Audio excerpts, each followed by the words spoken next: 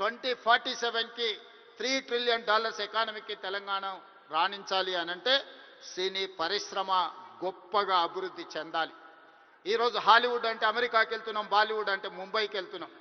నేను అడుగుతున్న మిత్రుల్ని, రాజమౌళి గారిని, ఈరోజు ప్రపంచమే గుర్తించే విధంగా అద్భుతమైన సినిమాలను తీయగలిగిన మీరు ఆ పరిశ్రమను ఎందుకు ఈ గడ్డ మీదకి తీసుకురారు అని నేను మిమ్మల్ని అడుగుతున్నా. ఈరోజు రాష్ట్ర ప్రభుత్వం మీకు అండగా నిలబడ్డది. హాలీవుడ్ అమెరికా కాదు, బాలీవుడ్ ముంబై కాదు, హాలీవుడ్ బాలీవుడ్ హైదరాబాదు గడ్డ మీద ఉండాలి. మీకేం కావాలనో నాకు చెప్పండి, రాష్ట్ర ప్రభుత్వం మీకు అండగా నిలబడుతుంది. ఒక ఐటీ పరిశ్రమను, ఒక ఫార్మా ఇండస్ట్రీని, ఒక డిఫెన్స్ ఇండస్ట్రీని ఏ రకంగా ప్రోత్సహించినామో ఈరోజు ఫిల్మ్ ఇండస్ట్రీని అదే విధంగా ప్రోత్సహిస్తాం. మీకు కావాల్సిన ప్రణాళికలు అందిస్తాం.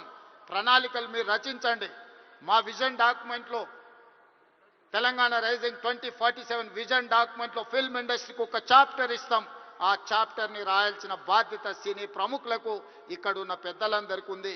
మీకు ఏం కావాలనో నాకు చెప్పండి. నేను ఈరోజు చెప్తున్నా, ఇక్కడ నుంచి 22 సంవత్సరాలు, ఈ 22 సంవత్సరాలు క్రియాశీలక రాజకీయాలలో నేను ఉంటా. ఏ హోదాలో ఉన్నా మీకు అండగా నిలబడతా.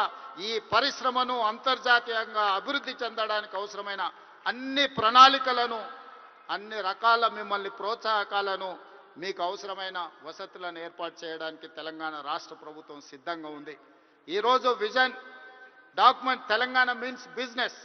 తెలంగాణ ఎవరైనా రావచ్చు, ఎవరైనా వ్యాపారం చేసుకోవచ్చు, ఎవరైనా వ్యాపారంలో రాణించవచ్చు.